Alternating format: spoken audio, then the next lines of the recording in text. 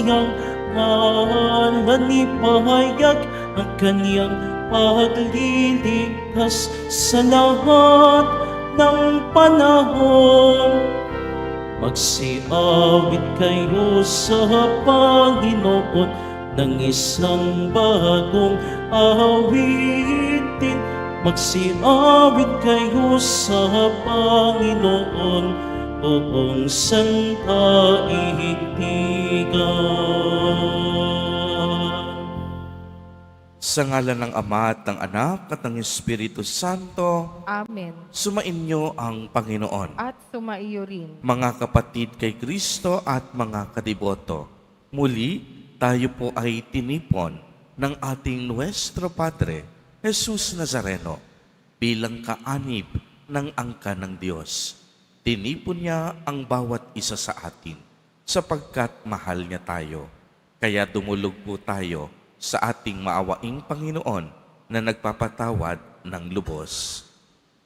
Inaamin ko sa makapangyarihang Diyos At sa inyo, mga kapatid, na luba akong nagkasala sa isip, sa salita, sa gawa, at sa aking pagkukulang. Kaya isinasamo ko sa mahal na Birheng Maria, sa lahat ng mga anghel at mga banal, at sa inyo, mga kapatid, na ako'y ipanalangin sa Panginoong ating Diyos. Kaawaan tayo ng makapangyarihang Diyos. Patawarin tayo sa ating mga kasalanan at patnubayan tayo sa buhay na walang hanggan. Amen. Panginoon, kaawaan mo kami. Panginoon, kaawaan mo kami. Kristo, kaawaan mo kami. Kristo, kaawaan mo kami. Panginoon, kaawaan mo kami. Panginoon, kaawaan mo kami. Manalangin tayo. Ama naming makapangyarihan, lagi mong lingapin at patnubayan kaming mga kabilang sa iyong angkan. Sa tanging pag-asa naming ikaw ang nagbibigay, kami tangkilikin mo at laging subaybayan. Sa pamamagitan ni Jesucristo, kasama ng Espiritu Santo, magpa sa walang hanggan. Amen. Magsiupo po ang lahat. Pagbasa mula sa aklat ng Henesis. Sinabi ng Panginoong Diyos, hindi mainam na mag-isa ang tao. Bibigyan ko siya ng makakasama at makakatulong. Kaya lumikha siya ng mga hayop sa parang at ibon sa himpapawid. Inilapit sa tao at ipinaubaya dito ang pagbibigay ng pangalan sa mga iyon. Kung ano ang kanyang itawag, iyon ang magiging pangalan nila. Ang tao nga ang nagbigay ng pangalan sa lahat ng ibon at mga hayop, maging maamo o mailap. Ngunit wala isa man sa mga ito ang angkop na kasama at katulong niya. Kaya't pinatulog ng Panginoon ang tao. Samantalang nahihimbing, kinuha niya ang isang tadyang nito at pinaghilom ang laman sa tapat niyon. Ang tadyang na iyo'y ginawa niyang isang babae at inilapit sa lalaki. Sinabi ng lalaki, sa wakas, narito ang isang tulad ko, laman ng aking laman, buto ng aking buto. Babae ang siyang itatawag sa kanya, sapagkat sa lalaki nagmula siya. Ito ang dahilan kaya iniiwan ng lalaki ang kanyang ama at ina upang sumama sa kanyang asawa, sapagkat sila'y nagiging iisa. Kapwa sila hubad, gayon may hindi sila nahihiya.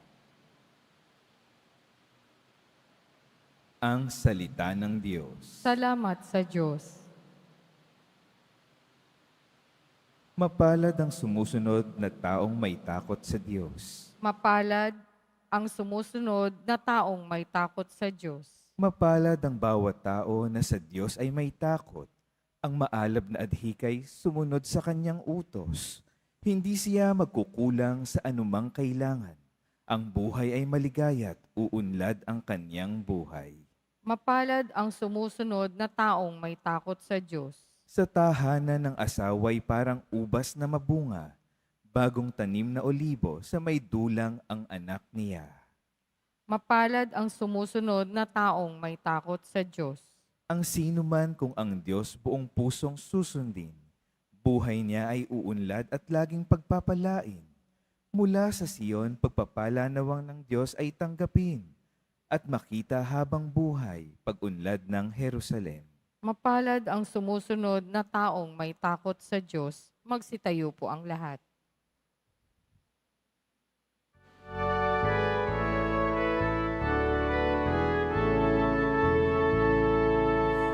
Alleluia, Alleluia, Alleluia,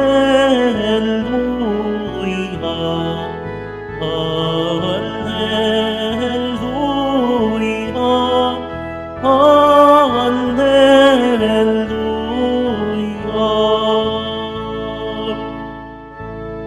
Sa kababaan ng loob, dinggin ang salita ng Diyos upang kayo ay matubos.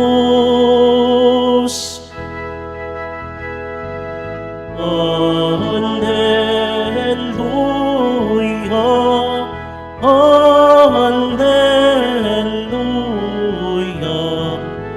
Alleluia.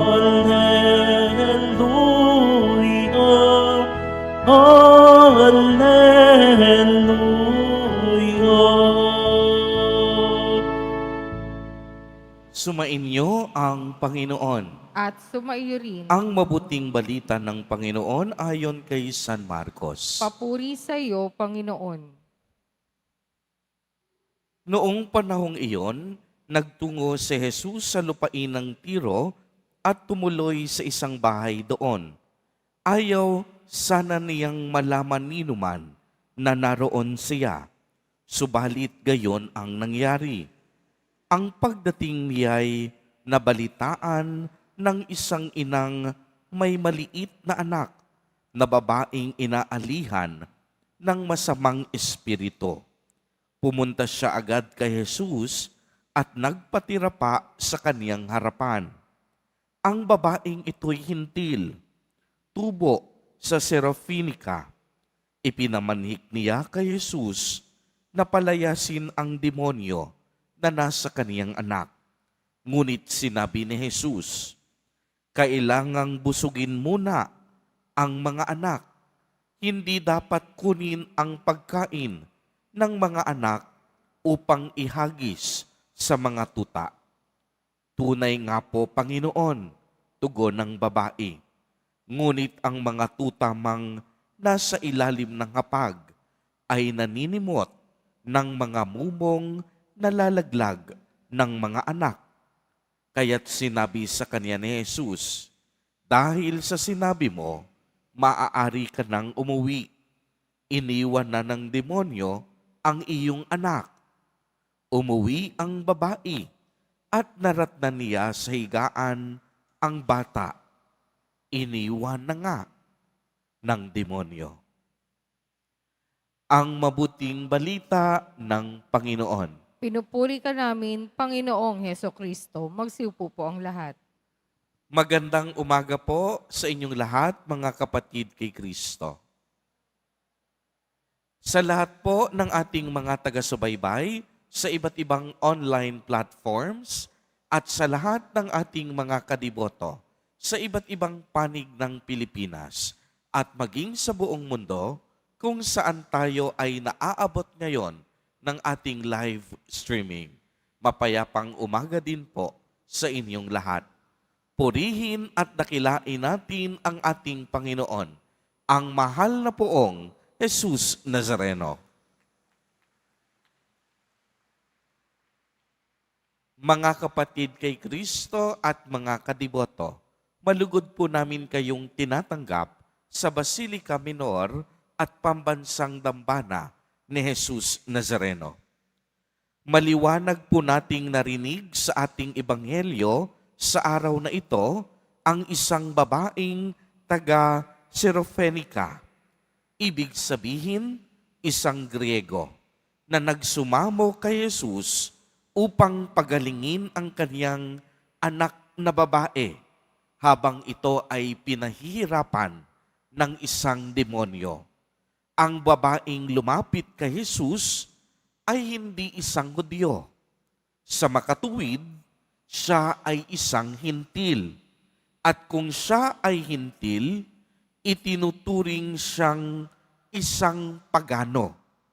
Noong kapanahunan ni Jesus, naniniwala ang mga Hudyo na sila lamang ang maliligtas dahil sila lamang ang bukod tanging pinagpala at hinirang ng Diyos. Kaya naman para sa kanila, ang mga pagano at hintil ay walang puwang para sa kaligtasan ng Diyos. Kung mapapansin po ninyo, hindi tumugon agad si Jesus Nazareno noong siya'y lapitan ng ina at mariing ipinaliwanag pa ni Jesus. Kailangang busugin muna ang mga anak. Hindi dapat kunin ang pagkain ng mga anak upang ihagis sa tuta. Pansinin po ninyo itong mabuti. Ang babaeng hintil ay hindi sumuko sa hindi agarang pagtanggap sa kanya ni Jesus Nazareno. Imbis na panghinaan ng loob, lumod siya sa harapan ng Panginoon at sinabi niya, ang mga tutaman nagsisikain ng mga mumong nalalaglag sa hapag ng kanilang Panginoon. Dahil dito, lubusang humanga si Jesus Nazareno sa laki ng kaniyang pananalig. At pagmasdan ninyo itong mabuti, noon din ay gumaling agad ang kaniyang anak. Napatunayan natin sa Ebanghelyo na lubos na kinalulugdan ni Jesus Nazareno, ang mga taong sa kaniya ay nagtitiwala at naniniwala. Uulitin ko po sapagkat ito'y napakahalaga, kinalulugdan ni Jesus Nazareno ang mga taong sa kaniya ay naniniwala at nagtitiwala. Sa pamamagitan ni Jesus, ang kaligtasan ay naging bukas para sa lahat. Ito ay hindi lamang para sa mga Hudyo. Ang kaligtasan hindi lamang sa bayang Israel. Ang kaligtasan ay napasa ating lahat.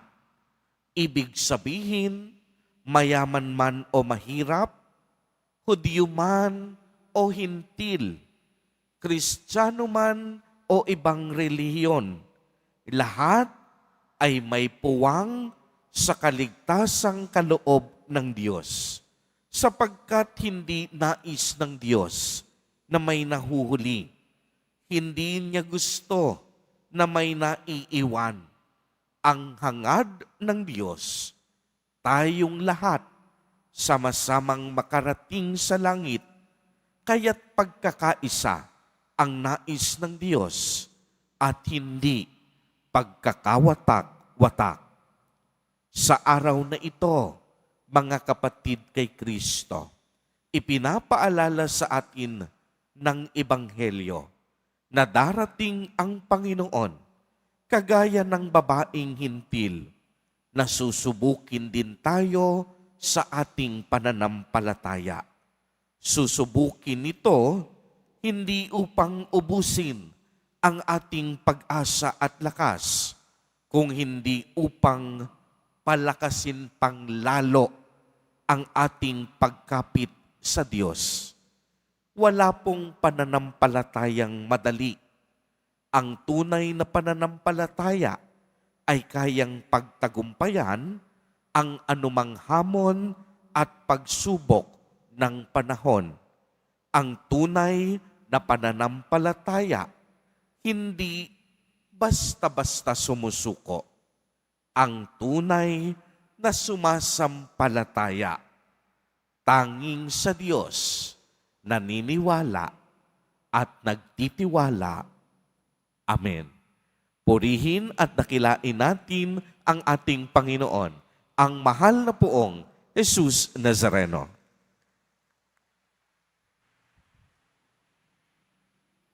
Magsitayo po ang lahat.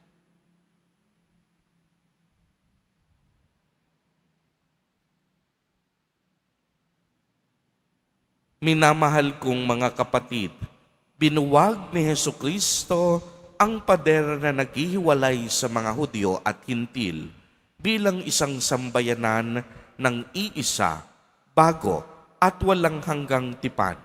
Manalangin tayo sa Amang nagbubuklod sa atin. Sa bawat panalangin ang ating itutugon, Diyos ng lahat ng bansa, pakinggan mo kami. Diyos ng lahat ng bansa, pakinggan mo kami. Ang simbahan sa buong daigdig naway maging daluyan ng awa, kapayapaan at pag-ibig ng Diyos. Manalangin tayo. Diyos ng lahat ng bansa, pakinggan mo kami. Bilang komunidad ng mananampalataya, naway hindi tayo magkahati-hati dahil lamang sa mga simple o walang kwentang dahilan ng away at hindi pagkakaunawaan. Manalangin tayo. Diyos ng lahat ng bansa, pakinggan mo kami. Ang mga inang nagiging balisa at nag-aalala tungkol sa kalusugan ng kanilang mga anak, naway huwag makalimot na tumawag kay Jesus para sa tulong at ginhawang kinakailangan. Manalangin tayo. Diyos ng lahat ng bansa, pakinggan mo kami. Ang mga may sakit at mga naghihingalo, naway makatagpo ng kaginhawaan sa Diyos ng pag-ibig at awa. Manalangin tayo. Diyos ng lahat ng bansa, pakinggan mo kami. Ang mga yumao na sa buhay na ito, naway magbunying walang hanggan sa tahanan ng Diyos Ama sa kalangitan. Manalangin tayo. Diyos ng lahat ng bansa, pakinggan mo kami.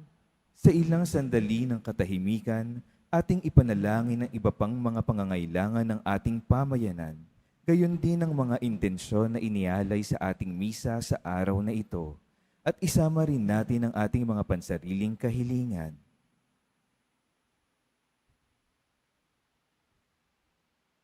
Manalangin tayo. Diyos ng lahat ng bansa, pakinggan mo kami. Makapangyarihang Diyos, aming kadlungan at lakas, nais mo na kami ay maging iisang sambayanan.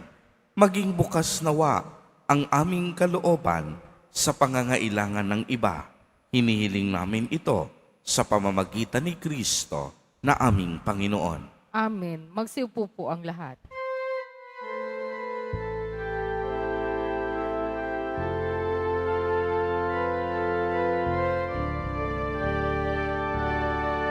Ang maihahantod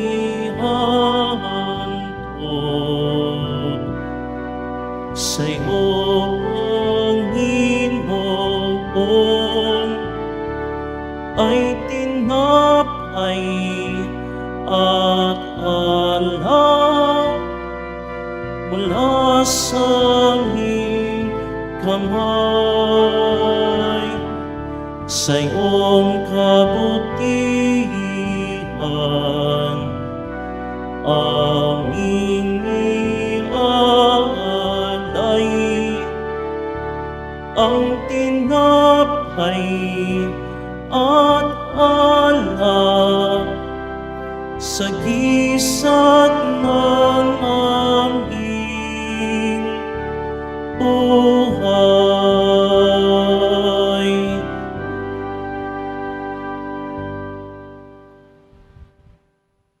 Magsitayo po ang lahat. Manalangin kayo mga kapatid upang ang paghahain natin ay kalugdan ng Diyos amang makapangyarihan. Tanggapin nawa ng Panginoon itong paghahain sa iyong mga kamay, sa kapurihan niya at karangalan, sa ating kapakinabangan at sa buong sambayanan niyang banal. Ama naming lumikha, ang pagkait inuming narito ay iyong ginawa upang mapalakas kaming mga mahihina. Ipagkaloob mong ito ay aming mapagsaluhan bilang pakikinabang sa buhay mong pangmagpakailanman sa pamamagitan ni Jesucristo kasama ng Espiritu Santo, magpa sa walang hanggan. Amen. Sumainyo ang Panginoon. At sumaiyo rin, Itaas sa Diyos ang inyong puso at diwa. itinaas na namin sa Panginoon. Pasalamatan natin ang Panginoong ating Diyos. Marapat na siya ay pasalamatan. Ama naming makapangyarihan, tunay ngang marapat na ikaw ay aming pasalamatan. Sa iyong paglingap at kagandahang loob, ang tao'y nilikhamot, pinangasiwa sa sansinukob. Sa hangad mong siya'y iwastong lubos, siya'y pinagdusa mo sa kaniyang pagtalikod. Sa iyong paggiliw, iyong ipinahintulot na makabalik siya sa pamamagitan ni Kristo Jesus. Kaya kaisa ng mga anghel na nagsisiawit ng papuri sa iyo, nang walang humpay sa kalangitan, kami nagbubunyi sa iyong kadakilaan. Santo, Santo, Santo, Panginoong Diyos na mga hukbo, napupuno ang langit at lupa ng kadakilaan mo o sana sa kaitaasan. Pinagpala ang naparirito sa ngalan ng Panginoon o sana sa kaitaasan. Magsilod po ang lahat. Ama naming banal, ikaw ang bukal ng tanang kabanalan. Kaya't sa pamamagitan ng iyong Espiritu, ay gawin mo pong banal ang mga kaloob na ito upang para sa amin ay maging katawan at dugo ng aming Panginoong Hesukristo. Bago niya pinagtiis ang kusang loob na maging handog, hinawakan niya ang tinapay, pinasalamatan kaniya, pinagati-hati niya iyon, iniabot sa kaniyang mga alagad at sinabi, "Tanggapin ninyong lahat ito at kanin. Ito ang aking katawan na ihahandog para sa inyo."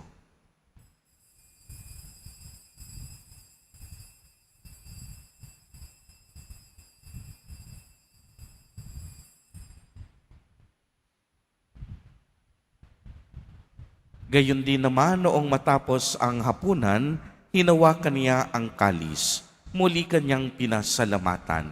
Iniabot niya ang kalis sa kaniyang mga alagad at sinabi, "Tanggapin ninyong lahat ito at inumin. Ito ang kalis ng aking dugo, ng bago at walang hanggang tipan. Ang aking dugo na ibubuhos para sa inyo at para sa lahat sa ikapagpapatawad ng mga kasalanan. Gawin ninyo ito sa pag-alaala sa akin."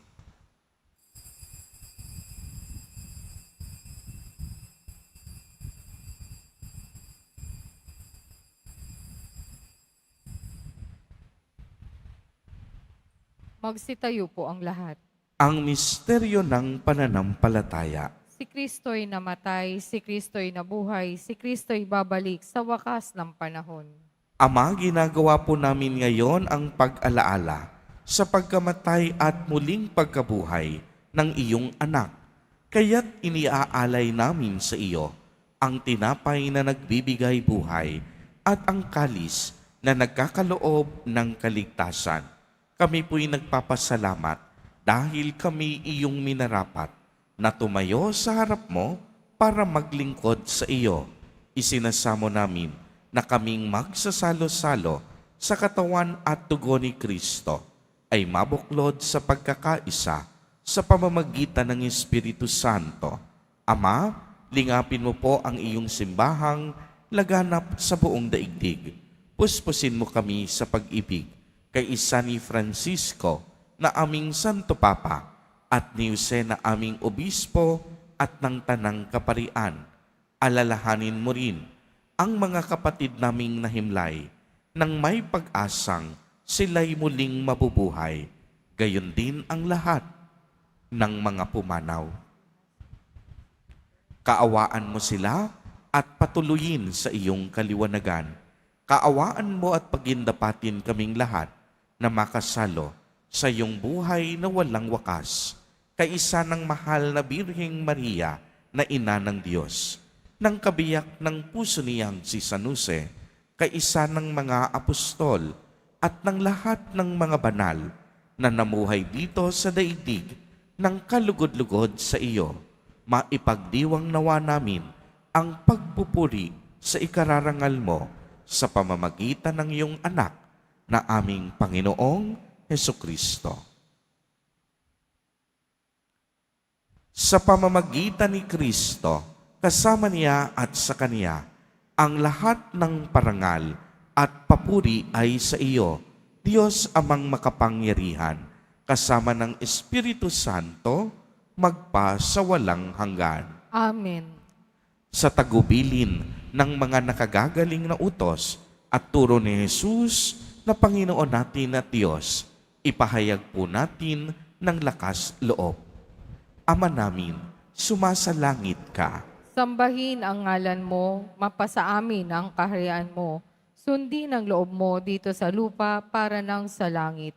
Bigyan mo kami ngayon ng aming kakanin sa araw-araw at patawarin mo kami sa aming mga sala para nang pagpapatawad namin sa nagkakasala sa amin. At huwag mo kaming ipahintulot sa tukso at iadya mo kami sa lahat ng masama. Hinihiling namin na kami iadya sa lahat ng masama. Pagkalooban ng kapayapaan araw-araw, iligtas sa kasalanan at ilayo sa lahat ng kapahamakan.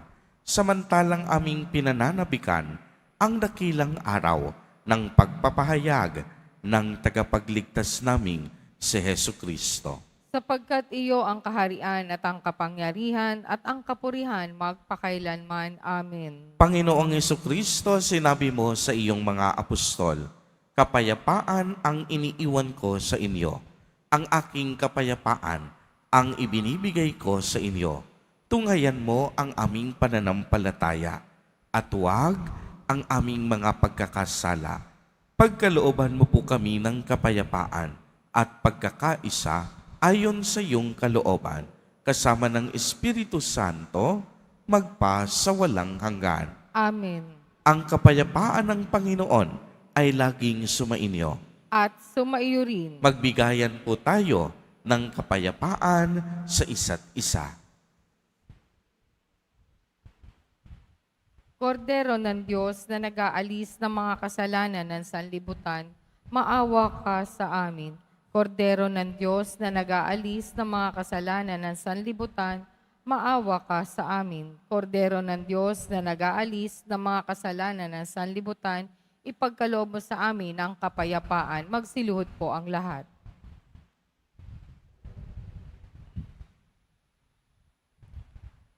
Ito ang kordero ng Diyos. Ito ang nag-aalis ng mga kasalanan ng sanlibutan. Mapalad ang inaanyayahan sa kaniyang piging. Panginoon, hindi ako karapat-dapat na magpatuloy sa iyo, ngunit sa isang salita mo lamang ay gagaling na ako.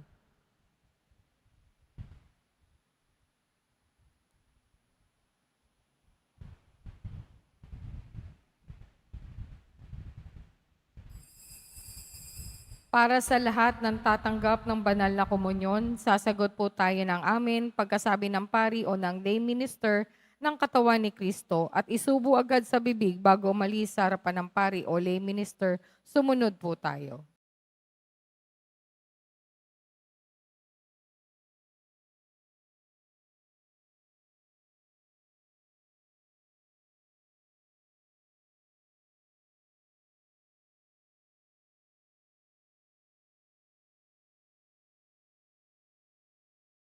Manalangin tayo. Ama naming mapagmahal, sa pagkait inuming pagkakaisa ang ibinigay, kami niloob mong mapakinabang, kaisa ni Kristo, kami naway makapamuhay, upang makapamunga ng may kagalakan para sa kapakanan ng aming kapwa-tao sa sanlibutan, sa pamamagitan niya, kasama ng Espiritu Santo, magpa sa walang hanggan. Amen. Sumainyo ang Panginoon. At sumaiyo rin. Pagbabasbas. Mahal na poong Jesus Nazareno, inihayag mo sa pamamagitan ng krus ang walang maliw na pag-ibig ng Diyos sa sangkatauhan. Pakinggan mo ang kahilingan, lalo na para sa mga nangangailangan ng iyong tulong at awa. Makamtanawa namin ang iyong kasagutan na may utang na loob na tinatanaw. Basbasan din po ninyo itong mga imahen, dasalan, at panyo upang lalo kaming manalangin at magtiwala sa pamamagitan ng bendisyon na ito, naway lalo kaming maging mapaglingkod, masunurin at tapat sa iyo na aming maluwalhating Panginoon, magpa sa walang hanggan. Amen. At pagpalain po kayong lahat at ng inyong buong pamilya ng makapangyarihang Diyos, Ama, Anak, at Espiritu Santo. Amen. Humayo kayong taglay ang pag-ibig at kapayapaan ng Poong Jesus Nazareno. Salamat sa Diyos.